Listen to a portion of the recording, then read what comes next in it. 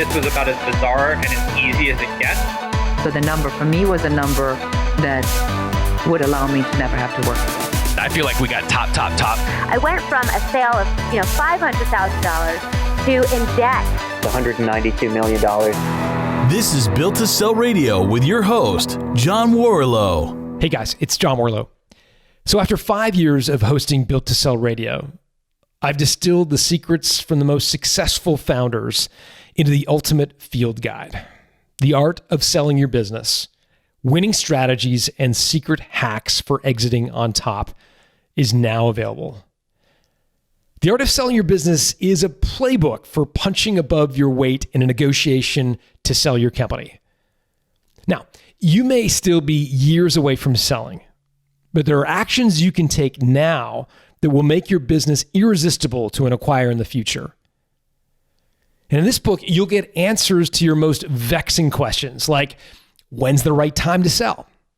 How should I value my business? What are the biggest mistakes owners make when they sell? How do I get multiple offers? How do I attract an offer from an acquirer without looking like I'm desperate to sell? How many companies should I approach? How do I separate real acquirers from tire kickers?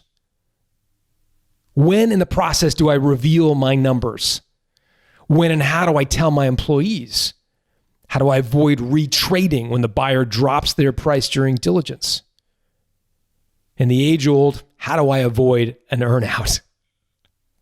Along with actionable answers to the questions, you'll also get a playbook for defending yourself against the dirty tricks used by the most unscrupulous acquirers, including how to defend yourself against retrading, acquirers who intentionally set unattainable earnout goals, financing an acquirer's business, becoming a prop deal, strategic pacing, competitors posing as acquirers, accepting illiquid or overvalued shares for your business in lieu of cash, and giving away your retained earnings as part of your deal.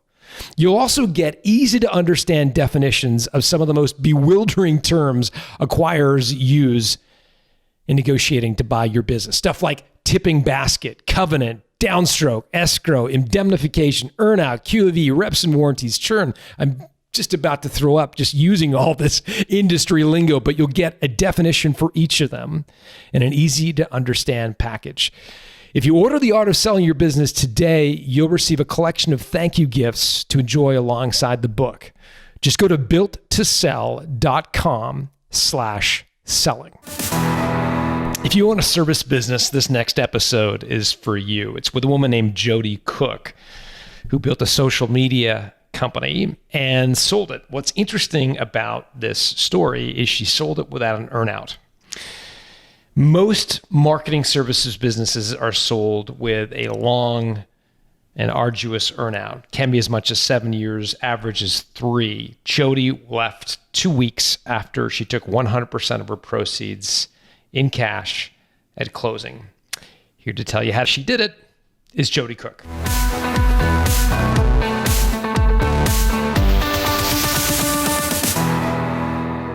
Jodie Cook, welcome to Built to Sell Radio. Hey, thank you so much for having me. Yeah, pleasure. So tell us about JC Media. Tell me about social media, I should say. What kind of company was this? So we were a social media agency. We worked with SMEs and we worked with a few big brands and had a team of 16 social media managers based in the Midlands. And then once March 2020 hit, we were a fully remote team. Got it. And so social media would be Facebook, LinkedIn, Instagram, posting on behalf of these brands and these individuals, content, exactly. I'm assuming? So we would post on behalf of those different brands of our clients, and we would set up and run ads on their behalf. And then we also had a training side of the business where we would go out to clients and teach them how to do things themselves, like teach whole teams how they could run their own ads and create their own social media presence. Oh, neat. How much of the business was training versus execution in terms of revenue, like percentage? Training was about 20%. Got it. That's helpful. And what was the billing model? Like, did you bill by the hour, by the day? Did you have recurring contracts? What did that look like? We had recurring contracts. So 80% of the business was recurring contracts. So everything that wasn't training was. And we tended to work with clients and we billed them the same amount every month. And then they would be in a kind of initial 6-month contract. And then they would have a 30-day rolling contract with us. Got it. You mentioned you got to 16 employees. What made you want to sell? I mean, you're obviously still a young person. You're not ready to retire, I'm assuming. So what was the trigger? Well, I absolutely loved owning an agency, but I very much ran it like a lifestyle business. And I think I maybe read Tim Ferriss's The 4-Hour Work Week quite early on. And I thought, this is great. I can do this. I can own and run this awesome agency, but I can also travel the world. I can write books. I can write articles. And that's what I'll do. That's what my life will be. And it was like that for a very long time. And then March 2020 hit and we had a shock. I imagine quite a lot of the people listening maybe went through the same thing. Yeah, I'm sure. But the agency shrank by about 25% in a week. And so that was a little bit scary. And I remember you just go into full resourceful mode. And I think I tried to outwork the pandemic. And I was just constantly thinking, okay, what can I do? How can I turn this around? And I also tried to take the fear away from my team because I was really aware that people don't do their best work when they're scared. And so it went from being quite a lifestyle business to me being very hands-on and trying really hard to get involved and to sort everything out. So what happened over that summer of 2020 was not only did we manage to grow the business back to the pre-COVID revenue, but we managed to grow the business by a further 20% simply because the team just did amazingly. Everyone went over and above their, I guess, job description. And we just managed to somehow work it out as a team. And I think at the end of 2020, I took a long, hard look at myself and I thought, what do I want to do? What do I want my way forward to be? And that's when I thought, I believe that the team within my lifestyle business is actually not a lifestyle business team. They're a performance team. But I think that in order to take them and to take this agency to the next level, it requires a full-time, really hands-on leader to say, okay, this is the future and this is where we're going to take it. And that was the moment that I knew that it was time to sell. Interesting. I've got so many things to unpack there. We've done research at Value Builder where we have an intake questionnaire people take when they use the system, and we ask them a whole bunch of questions about their business. And we've analyzed a bunch of questions prior to COVID and then during COVID. And there's a really fascinating dynamic, and you referenced it really well. And that is that business owners have moved up their sell-by date by 20%. And now many more want to sell because the pandemic has been a shock to the system. It was a soul-searching moment. It's a navel-gazing. It's just a time where a lot of people are reassessing, like, what's life about? Was there something that you were excited to go do if it wasn't being that hard-charging leader of your agency, this high-performance team? Like, was there something more appealing on the horizon that you wanted to go spend time on? There wasn't specifically something. There wasn't a new business I wanted to start or a new project I wanted to begin. But what I did realize is that I think I handled the pandemic pretty well. And I think it made me realize that not only was my team capable of more, but also I was capable of more. I think I heard the other day that Elon Musk probably doesn't work any harder than someone who runs an Italian restaurant. They're just solving different problems. And so I think I realized that I wanted to solve bigger problems and I wanted to solve different problems. And I was ready for that as well. I think maybe I'd outgrown my agency and my agency had outgrown me all at the same time. Interesting. And so what did you do when you came to this realization that your team deserved a high performance leader? Like, I mean, did you shop the business? Did you how did you sell it? The first thing I started to do was I spoke to a few other trusted agency owners who I knew had agencies that were about the size of one that could buy us. And I just was very honest with them. And I said, this is what I'm looking to do. Can I just ask you some questions? I said, can I ask you some questions as if you were going to buy me? And because they were friends, they knew I wasn't trying to sell my business to them, but they were so useful. There was a lady called Tamara, who's a friend, who was just amazing in saying, okay, this is what I'd be looking for if I was buying you. This is what I'd want you to tell me. This is what did Tamara say? To prepare. So she was talking about basically preparing a deck of the business and what it was about, explaining the structure, explaining who the team were, explaining the kind of clients we had, how we got our clients on board, how we looked after our clients, how we measured success, the average longevity of a client, the average longevity of a team member, just every single thing. She would kind of put them in a hierarchy order for me. And that became the information kind of pack that I put together.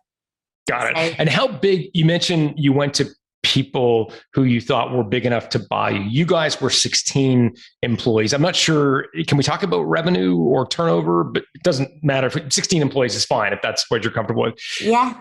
What was the size of the companies you thought, quote, were big enough to buy you? Like how many employees did they have as a proxy? Tamara's agency was 10 times bigger.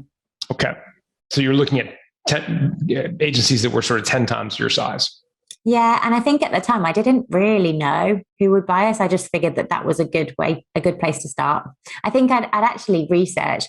So I just Googled agency acquisition and I'd had a look around at the kind of agencies that were acquiring agencies like mine. And that seemed about the level. So then that's who I tried to find. Yeah. So Tamara put me on to someone who she'd spoke to about acquiring, because she was on the lookout for agencies to acquire. So she had someone who she worked with. I spoke to him. He said, well, hang on, you're ready to sell. I know exactly the person who you need to speak to. And then he put me in touch with an M&A advisor who specifically sold agencies. Got it. And what was that M&A advisor's reaction to what you built? He was brilliant in that he completely demystified the whole process for me, because he'd been through it so many times with different agencies. He just made it sound so normal. He said, right, okay, this is the process. First, we're going to put out a one-pager of the business, an anonymous one-pager. We're going to send that out to our database. Then you're going to have chemistry meetings. They'll be organized in the first 2 months. Then we're going to invite offers. Then we're going to negotiate. Then we're going to complete. He said it would take about 6 months. It took 6 months and 2 days. And the fact that he was just so, this is the routine. This is the process. That was just incredible. That's amazing. Exactly what I needed to hear. And he wasn't patronizing at all in any way. It was just like, okay, this is what we do. And this is how you fit in. And this is what's required from you. And then it really was as simple as he said it would be. Got it. I love the term chemistry meetings. I've referred to them as management meetings or in the M&A process. I think it's the same thing. But in actual fact, I think chemistry meetings is a better definition for it, because that's really what you're gauging, right? Yes, exactly. So we had about 12 chemistry meetings with various different agencies, some of whom I was so excited about. I loved meeting all of them, but some of them you just knew the culture wasn't the right fit. You knew that your client base didn't match their client base. What would give you that impression that there was not a fit? Like, can you share a specific example? We can leave the name aside, but something that happened, indication for you, you're like, that doesn't feel about right. There's a few of those. So one of them, for example, they worked with fashion brands, and that's pretty much all they worked with. And our fashion brand repertoire of our client base maybe was 5% or something that was too small, and it was too much of a stretch for them to move into all those different industries. There was one that I spoke to where I got the sense that they didn't really like their team. And I thought, I really like my team and I really want to sell to someone who is going to also like my team. So that just didn't really work out. It was just a different way of operating, but it was all very nice and polite and respectful. It was just a mutual understanding that it probably wouldn't go any further. Got it. So you have these 12 chemistry meetings. How many letters of intent did you get? Do you mean heads of terms? Yes, sorry, heads of terms. That's a North American expression, a letter of intent. Heads of terms would be the UK term. Yes. How many of those did you get? Well, the stage in between chemistry meetings and heads of terms or letters of intent was second meetings, and we had 6 of those. And then we had 3 heads of terms. Got it. And what was your reaction to the heads of terms? One of them was the offer was not as competitive as we would have liked it to be. What did you think it was worth? Like at a multiple of earnings, did you have a sense of what you thought was fair? I think the M&A advisor had talked about multiples of anywhere, like really bottom end 4 or 5, and then up to 7 or 8, or high, to be honest, higher, depending on how strong the brand was and how much of a tech component there was, and the strength of the client base. He gave quite a broad range, but the one of the offers that we got, the main sticking point for me was the earnout that they wanted to include. What proportion of the deal that they put to the earnout? It was possibly not super high in terms of the percentage of the deal, and maybe 25%, but it was the time, because up to that point, coronavirus time aside, I hadn't been full-time in the agency, and because they wanted me full-time or part-time or a lot of time, more time than I was doing for 3 years, that for me was a really big deal breaker and showed that they hadn't really understood. And what I realized from asking them more about the deal that they put on the table was that they had completed an acquisition a year before that had gone really well. And so they had almost wanted to carbon copy that deal into us. And that was great that they'd had that success. And it was great that they saw the potential with us as they had with their previous acquisition. But it was very different. That the agency they'd bought before, it was run by someone who was very bored, who wanted a new challenge, but wanted to stay, who wanted to grow an agency within a bigger agency. And that wasn't me. And it became a sticking point that they couldn't see past kind of copying that last deal that they'd had. Interesting. So 3 heads of terms. The first deal, the one that was least attractive, had 20% earnout. Do you remember roughly what multiple it was, that first deal? I think it was 4 or 5. It was on the low end.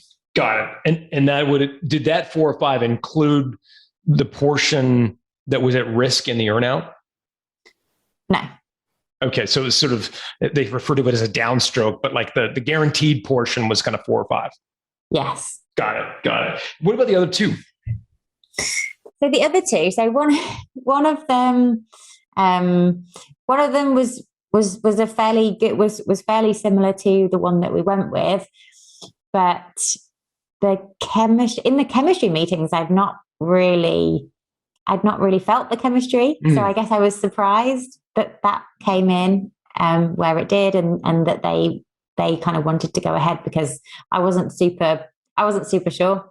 So the one that ended up winning, I guess, had kind of ticked all the boxes in terms of chemistry, in terms of the offer, in terms of really listening to me and who I was in the business, and understanding that an earnout wasn't required.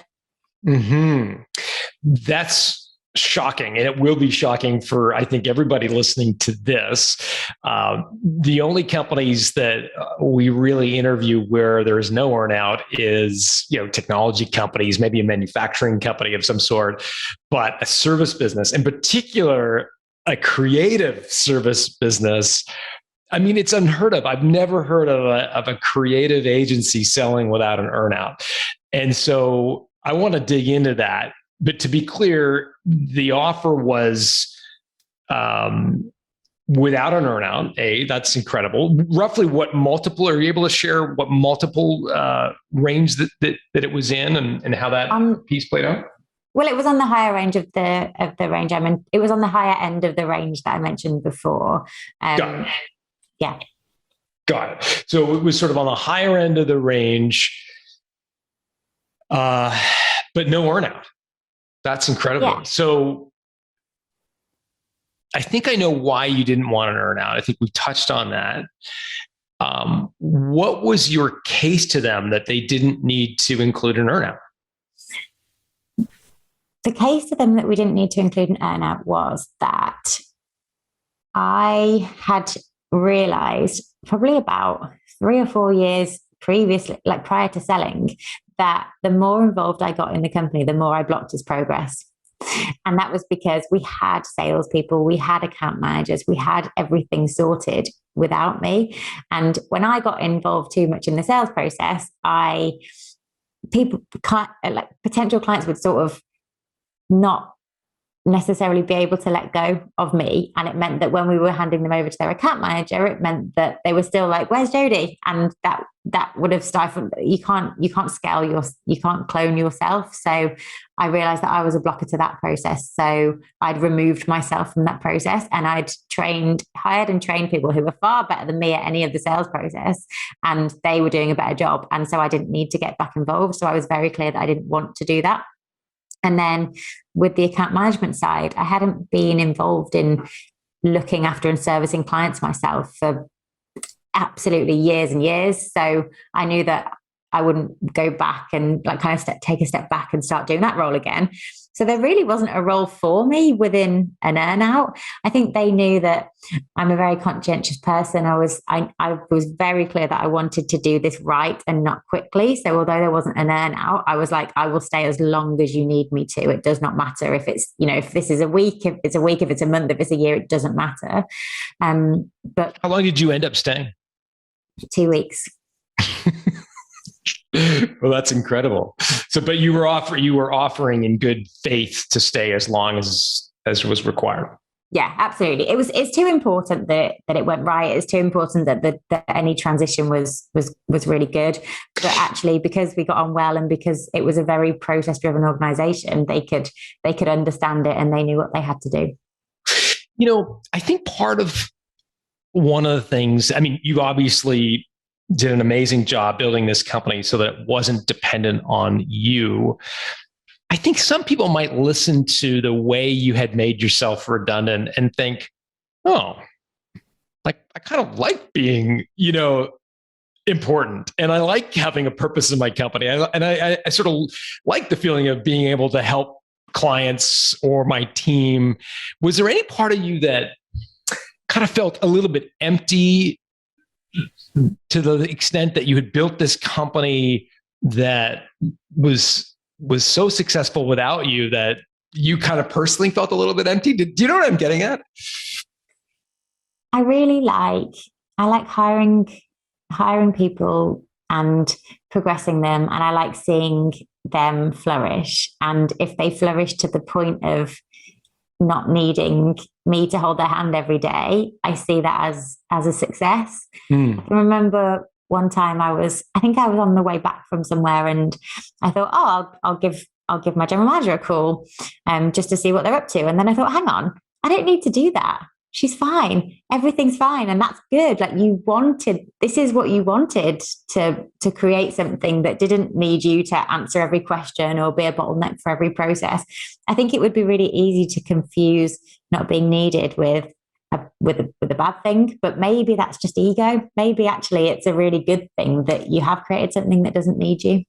Did something change? You started a business called JC, Jodie Cook, JC Social Media. At some point, maybe it would be fair to say that you felt like you were an important piece of the puzzle. Like, what changed? Did there something happen in your personal life, or did you read a book, or did you what happened to make you feel like, hold on, I don't want to make this all about the J and the C? Mm-hmm. I think I see it as I went through different stages and I had different interests. I was 22 when I started it, and I didn't set out to start a business. I set out to create myself a job, and I was essentially a freelancer until I started hiring. And then I enjoyed hiring people and training them. And then I enjoyed creating a process for the sales team and hiring salespeople. And then I enjoyed marketing and working on the wider aspects of marketing. And then I enjoyed creating even more processes and taking the people who I'd hired from being from being really amazing account managers to really amazing leaders. So it felt like a very natural process. I think I would definitely see businesses where the owners had the same year again and again, and they didn't evolve within their role. And because I was so keen on evolving within my role, I guess I evolved myself out of my role, but I still see that as a good thing. Mm-hmm. How did becoming a mom affect you as a leader? I haven't got kids. What's that? I haven't got kids. Forgive me. I thought you wrote a book about raising entrepreneurial kids. So I know you wrote a book about raising entrepreneurial kids. So my assumption was just that you had kids. So forgive me. I want to talk later about Clever Tykes because I think it's such a cool idea. But so with How to Raise Entrepreneurial Kids, I co-authored it with Daniel Priestley, who is a dad of 3. But I am the kid. I am the kid in that story. I see. I didn't realize I was almost raised to be entrepreneurial, very much by accident. But it meant that when I was 22, I could go and say, yeah, I'm going to start a business, whereas all my friends were getting jobs. I see. See, for me, I remember having kids. I think it changed. I all of a sudden realized that business wasn't so much about me, that I had to find a way to train these little children to become sort of self-functioning adults. And so I think that for some parents has it like a kind of penny drops a little bit, like, oh, okay. So that was the background behind my question. Forgive me. Let's talk about how to raise entrepreneurial kids at the end of this interview, because I want to point people to that book and learn a little bit more about it myself personally. Okay, so you've got this offer, which is incredible and has no earnout. And you wrote an article, which I saw and I wanted to kind of dig into today, which was how do you get your business ready to be saleable effectively? And you shared 5 things in that article, which caught my attention that I wanted to kind of dig in to today. And again, for folks listening to this, I think it is so incredible that Jodie built this business that doesn't have an earnout in an industry which is renowned for or notorious for earnouts. So I think it's really good what you did. So let's talk about the 5 things that you wrote about in that article. And I'll put in the show notes at builttosell.com, like a link to the article so folks can get it. The first thing you talked about was make the brand bigger than you. Tell me what you mean by that. Well, when I first started out, and you can probably tell because I named my company 𝙎𝙊𝙇𝙇 Social Media, although that was a 2-minute decision in a networking event where I realized I didn't have a company name, and every other company seemed to fit that formula. So there was JS Technical Services, there was ML Accountancy Services, there was JP Entertainment, and I saw the line going along, and I knew I would have to speak, and I just kind of thought, 𝙎𝙊𝙇 Social Media, that makes sense, and that's exactly how the company was named. But I think very early on, it really was the Jodie show. It was me going to networking events. It was me speaking to potential clients. It was me doing all the work. And as soon as I started hiring, that's when I realized that I really would be the bottleneck for this, because I couldn't be everywhere at once. And also I thought, if it continues to be the Jodie show, it just undermines everyone else in the company because they can't develop their own brands. And I really wanted them to develop their own personalities and know who they were within the company and know that they were important to the company. So creating a brand bigger than me involved not being the face of the company. And so David in my team, for example, he took the media requests on, he went on the radio, he went on the TV, he represented the brand, he ran webinars for the company. I hired a head of client services to meet clients. And it was very much about writing a list of what do I do and who else could do this, and then working through the list and getting the right person to do that, and finding someone who really naturally wanted to do that role. So I couldn't break myself up. What's the criteria you would use to evaluate whether someone was able to do that role? You mentioned someone to take on media requests as an example. Like, how would you ascertain whether delegating that individual made sense? I think you can understand a lot from observing someone and working out where they are exceptional and working out what lights them up, and then see what element of your role you can almost test the waters with. So with David, I think we did some media requests together at first, and then he just absolutely loved doing that, and it helped to build our client base. So then he took them on his own, and then that was how that process worked. And I think that happened with nearly everything that was there. I guess some of the things are easier because it's certain admin tasks, for example, where you don't need someone to be passionate about payroll in order to be able to do it. It just means that you identify it as something that you know that someone else can do. I think I was becoming so much more aware of my time, and that I wasn't the best person to log onto the system every month and put payroll through. It had to be someone else that did it. So it was being very ruthless about that. How did you get comfortable with things like payroll? Because I think a lot of entrepreneurs listening to this saying, you know what? I just don't trust them to do it right. There's a lot of money involved. If they screw up, people could find out what everybody makes. I want to really oversee the credit card statements because, boy, that's a big job. Like, how did you personally get over the desire to control, in particular around money? The mantra I always had in my head was train and trust. Say that again. So I didn't hear it, because say it one more time.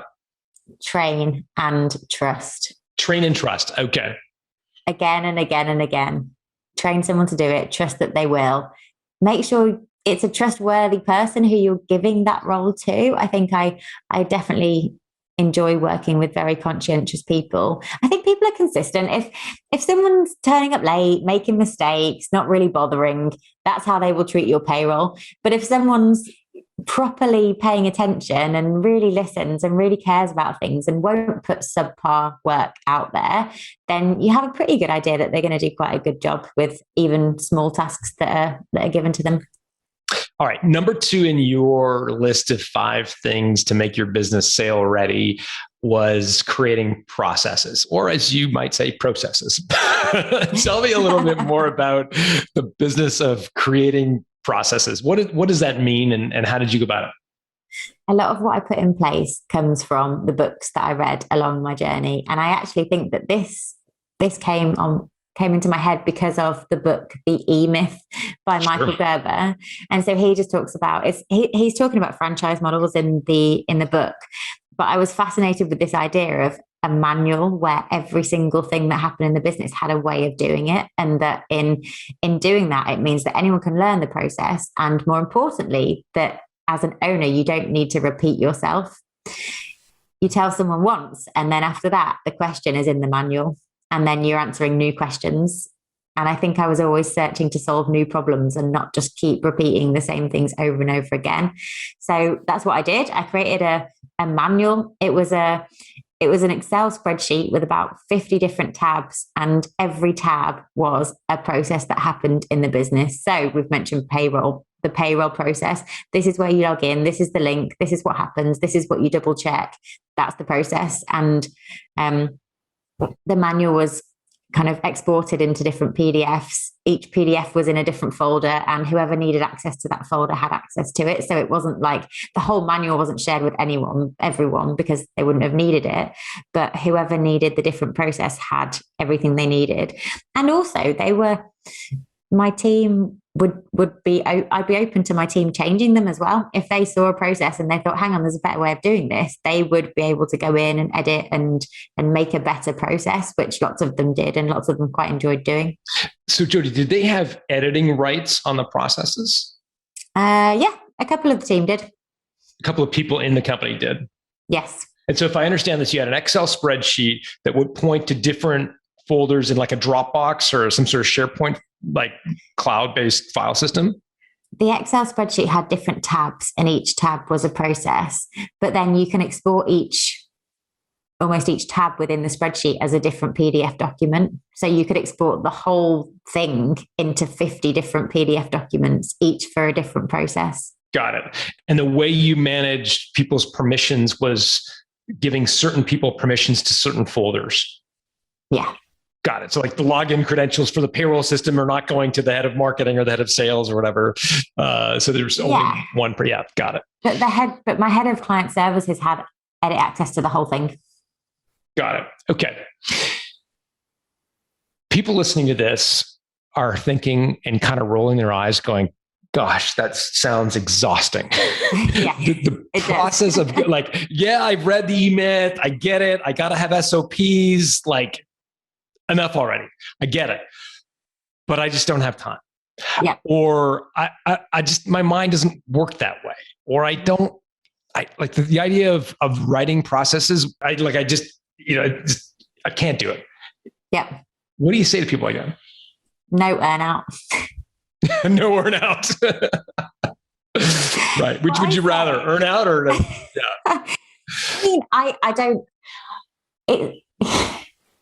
Because I write books, I'm very familiar with tasks that seem never ending, but actually have an end date. You have to believe it has an end date. You have to believe there is a way of turning everything that happens in your business into a process, and that you will get there.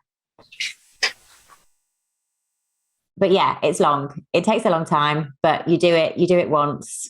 And then from then on, the reference point for future processes becomes the manual and not you. And therefore you remove yourself as the blocker to growth and to sale.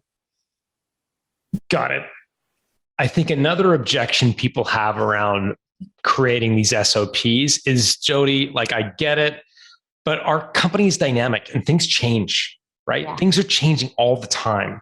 Like, how do I, like, this isn't worth it. We're moving more quickly than would warrant an SOP document. Yeah. I think that totally makes sense. I think what I found was that even with the team of 16, I might change something and I might tell 2 people that it's changed, or maybe I tell everyone in the team meeting. But how do you make sure everyone knows the new way, the new standard? Everyone agrees with it. Everyone knows exactly how to roll it out.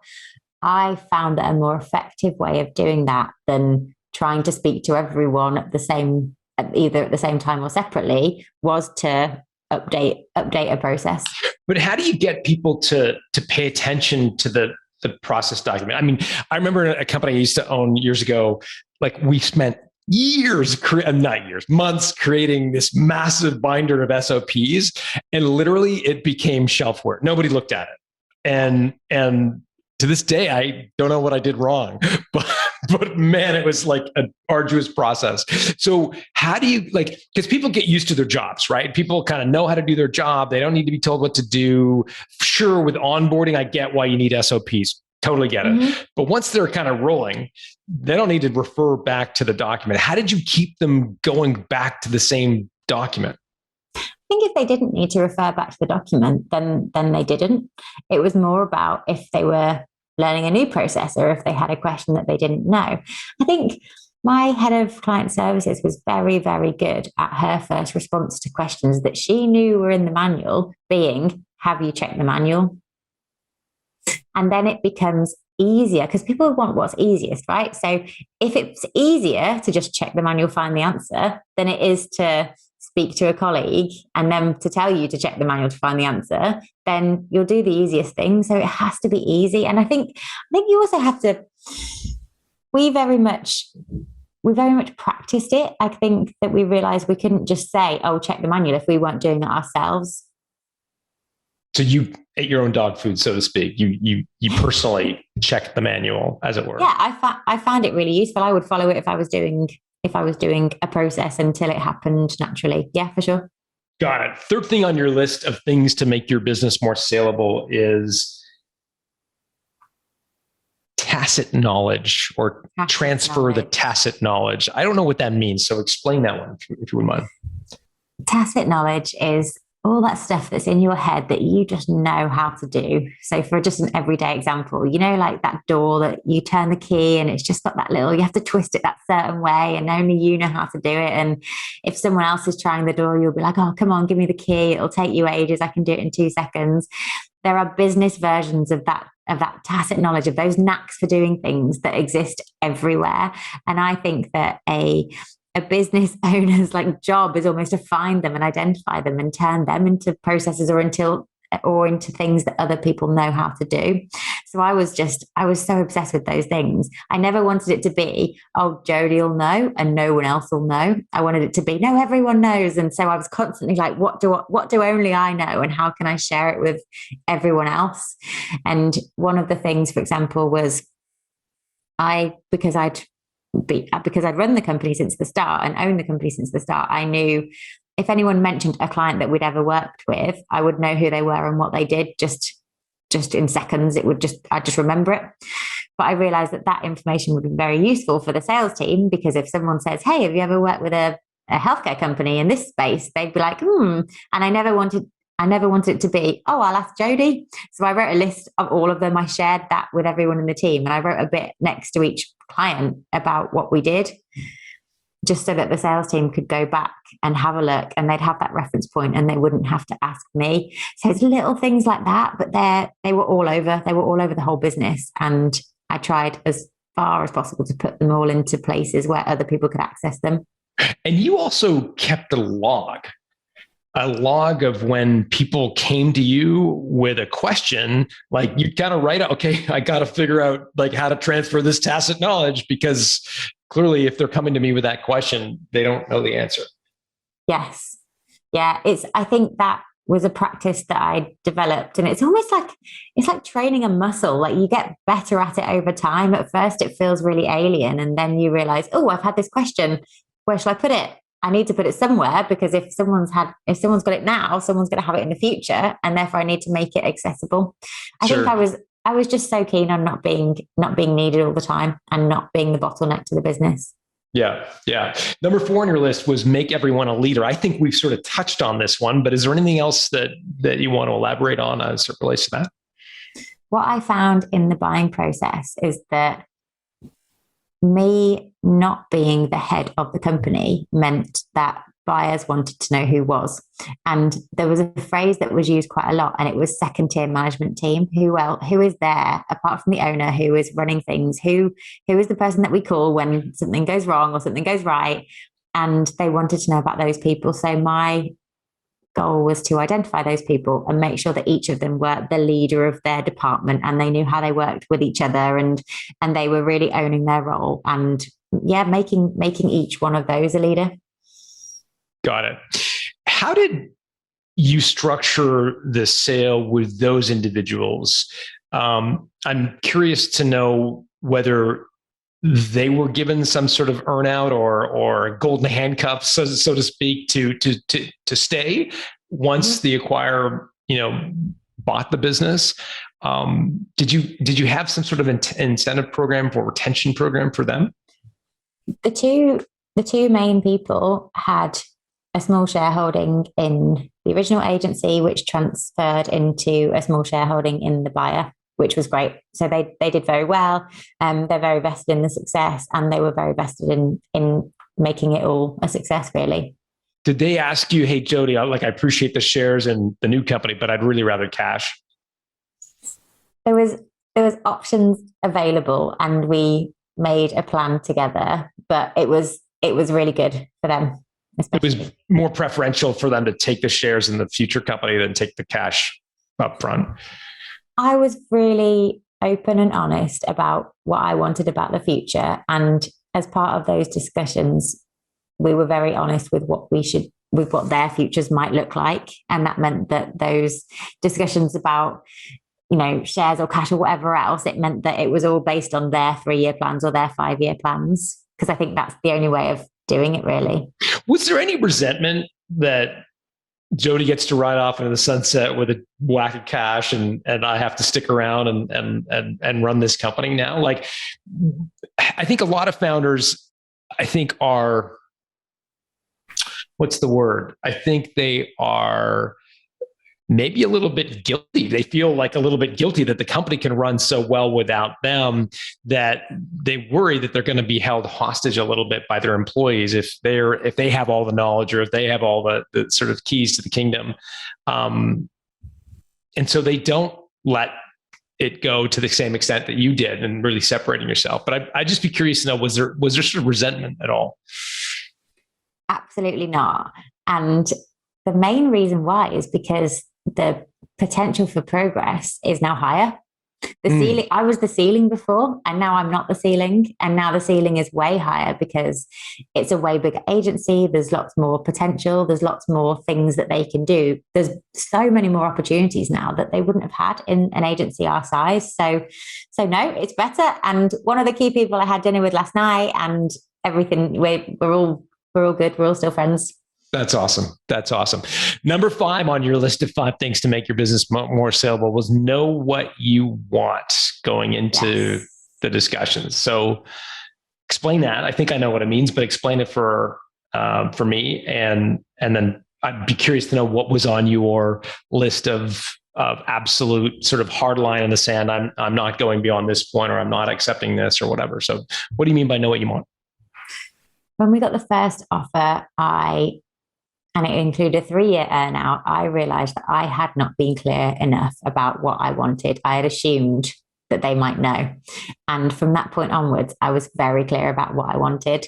And I had a lot of confidence in doing that because I knew that the agency was really strong, that I knew that it was in a really good place, good clients, good team, everything else like that. I definitely wasn't desperate to sell. It was like, you're going to have to prize it out of my hands if you really want this, which I think helped quite a lot.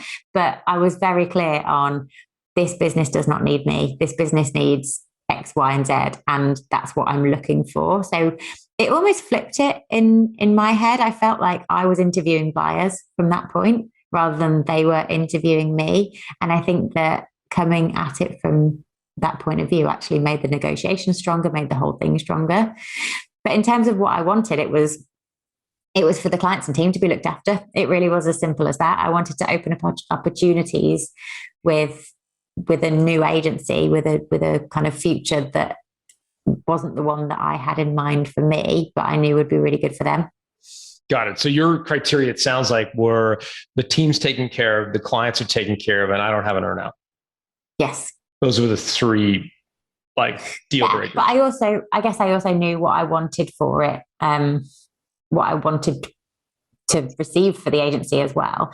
So I had that in mind, but that's less, you can't really, I didn't just ask for that specific amount. It was more like the discussions were around it. And it's always a bit different, isn't it? Well, I guess with British people as well, we're very funny about talking about money. But yeah, I had an idea about pretty much everything. Got it. That's helpful for sure. So when did you raise the no earnout thing to your M&A professional? When did he or she find out about that hard line in the sand for the first time? Only after. I didn't realize it was a hard line for me until I realized that it was just assumed that there would be one. And then when we had that offer and there was one, I thought, hang on, this doesn't make sense. And it was from thinking about it where I thought, this really doesn't make sense. I obviously haven't explained myself well enough. Here's what I'd like to go back with. And that's when we discussed it.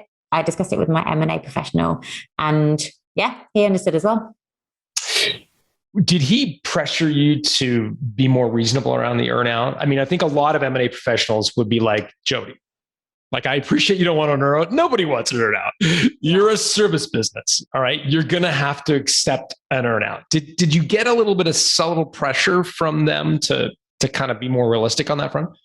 No, I didn't. He was brilliant, and I wouldn't have been receptive to pressure from anyone else anyway. But the thing that did work in my favor was that David, the M&A advisor, he had been in all the chemistry meetings. He'd understood what the buyers were looking for. And especially with the ones that we went with, he could see it working and he could see how it worked. So he understood the fact that me not being around wouldn't stifle any progress that they had in mind. So he understood it too. Amazing. Well, go ahead. Well, I was going to say, if I had been working with someone who was just, get the deal done at all costs, then I can imagine that they probably would have tried to cajole me into doing something I didn't want to do, but I'm really pleased that he didn't. Yeah, sounds like you're well served for sure. So I appreciate you sharing that. And again, the 5 things are more details in the article, which we'll put in the show notes at Built to Sell. Can we talk just before we wrap for a few minutes on the books? Because I'm fascinated by this clever What? Clever Tykes. Clever Tykes and How to Raise. Just talk a little bit about the books. Yeah, sure. So Clever Tykes are a series of children's books. They're aimed at kids 6 to 9, and they are all about introducing entrepreneurial role models, because many entrepreneurs have a parent in business, and that is what means that they feel like they can go and start their own business one day. And if they don't have a parent in business, someone will have inspired them along the way. But without that inspiration, you might not think, oh, hey, I want to start up on my own. So Clever Tykes was all about creating those role models for kids, so that when they're, 16, 17, 18, they see starting a business as a viable option for them. And then How to Raise Entrepreneurial Kids it came about from, I sent out a journo request to look for sources for a story that I was writing. And I was actually going to write a blog post on the topic of how to raise entrepreneurial kids. So From someone without kids, that's pretty bold. I think I was just really fascinated by the childhoods of entrepreneurs and what has led people to believing that certain things are possible for them and not possible for other people, for them if they haven't had certain influences. So the 2 questions that I sent out were, how were you raised to be entrepreneurial? That was one that led. And then also, how are you raising entrepreneurial kids? Because I figured that the people who answered the first question maybe would have a good answer for the second one as well. And this is because I wanted to write a blog post. So I wanted 2 or 3 responses that I thought would be really good. And rather than getting 2 or 3 responses, I got 500. Seriously? Yeah, and they were incredible. So they were people who were just pouring their heart and soul into telling me about how they were inspired at quite a young age to just think differently and to be resourceful and creative and positive. And whatever it was that happened in their childhood, it was almost like they were having realizations as they were writing to me. So they were going, oh, wow, this happened. Oh, that could have meant that. Oh, wow, this happened as well. And there was so much good stuff in there that I had like over 40,000 words. And I thought, well, this is a bit more than a blog post. This could be a book. And that's when I called up a friend, Daniel Priestley, he runs Entrepreneur Accelerators. He's a really, really fascinating guy, just has a lot of amazing things to say. And I thought, I approached him with the idea for this book called How to Raise Entrepreneurial Kids. And I said, would you like to be my co-author? And he just said yes straight away. And he was like, yep, great, I'm in. What do you need from me? And so together we turned those 500 responses into the 4 pillars of raising entrepreneurial kids. We put our own stories in there. We put different commentaries, different actionables, and just turned it into a really fun-filled, jam-packed book, which our goal with it is that we inspire the next generation of entrepreneurs who are going to change the world and create the next amazing businesses. Awesome. What are the 4 pillars? They are my entrepreneurial mindset, entrepreneurial skills, entrepreneurial opportunities, and the parent mentor. And sorry, the 4th one? The parent mentor. Parent so that's mentor. all about coaching and practicing what you preach and almost being the change and being the example. Give me some advice. So a lot of people listening to this have been successful. They have, many of them have sold companies in the past. And sometimes the numbers squeak out into the media, or they are, somehow their kids find out that mom or dad sold their business for a truckload of money. Mm-hmm. And they're 15, 16, 17, 18 years old or whatever. And maybe they get wind of this, and nature being the way it is, they probably think, oh, I'm entitled to a little bit of that on, coming my way. And it diminishes their drive. What advice would you give to a parent listening to this, worried that their kids won't have the same drive that made them successful? I think it's really tough. I think it's a minefield. There's a CEO who contributed an answer for the book, and he said, my kids don't want for anything at all because he earns a lot of money. And so his biggest fear is that his kids are going to be spoilt. But then at the same time, he's worked to provide for his family. So he wants to provide for his family at the same time. So I think it's an absolute minefield. There was something I read about, I can't remember who it was, but it's a well-known business leader who flies first class and his kid flies in coach at the back. And his kid goes, "Dad, why can't I fly first class with you?" And he says, "You don't have any money, son." So I think there's a number of different ways to solve this. And I just don't know. I think there's as many different ways to be a parent as there are kids. So I think it has to be what feels right. Yeah, it reminds me. I think it was Jerry Seinfeld. Someone can correct me on social media if I get it wrong, but I think it was Jerry Seinfeld who said I think to his kids said like, "Dad, we're rich," or whatever, and Jerry responded saying, "No, son, I am rich. You are not rich." Oh, that was brilliant. But it reminds me as a parallel to the guy who makes his kids fly coach while he sits up in first class. What about you personally, Jodie? What was your upbringing like? Did you have entrepreneurial parents? Yes, definitely. My mom's been self-employed since I was, I think, about 10. So she used to work from home as well. So I remember having this concept of work, that it was something that was to be taken very seriously, that when mom was on the phone, everyone has to be quiet. And we really found out about it if we weren't.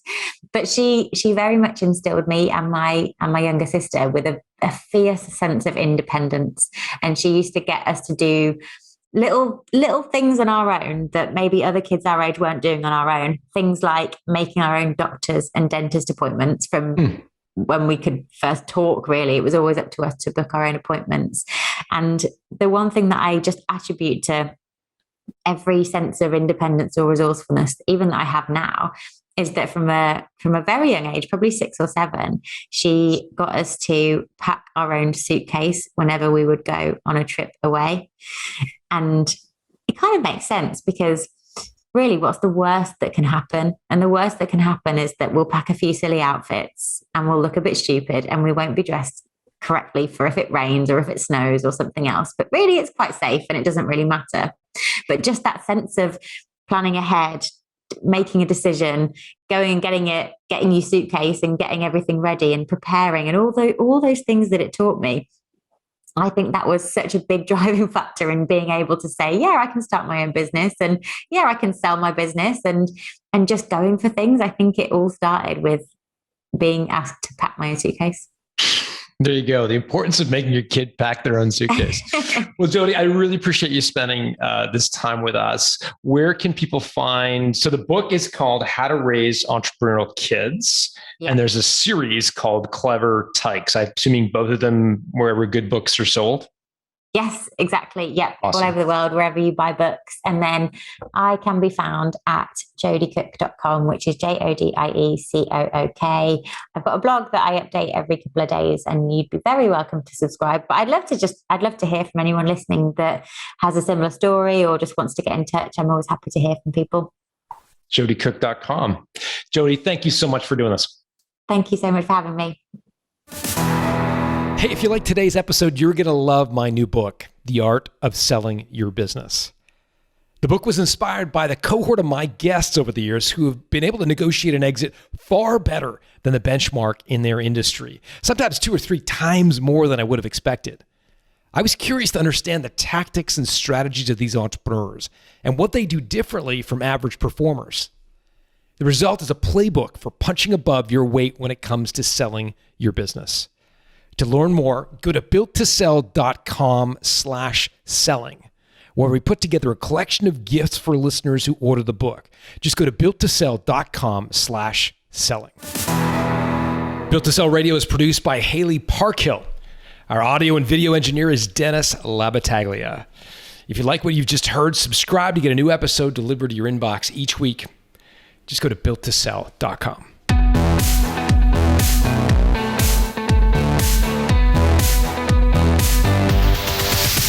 Thanks for listening to Built to Sell Radio with John Warrillow. For complete show notes with links to additional resources, visit builttosell.com/blog. John is the founder of the Value Builder System. To find out how to improve the value of your business by 71%, visit valuebuildersystem.com. John is also the author of Built to Sell, Creating a Business That Can Thrive Without You, and The Automatic Customer, Creating a Subscription Business in Any Industry. Connect with John at facebook.com/built-to-sell or on Twitter at John Warrillow, 𝙬𝙊𝙐𝙇𝙊𝙁𝙊𝙀𝙊𝙀𝙊𝙀. Thanks for listening.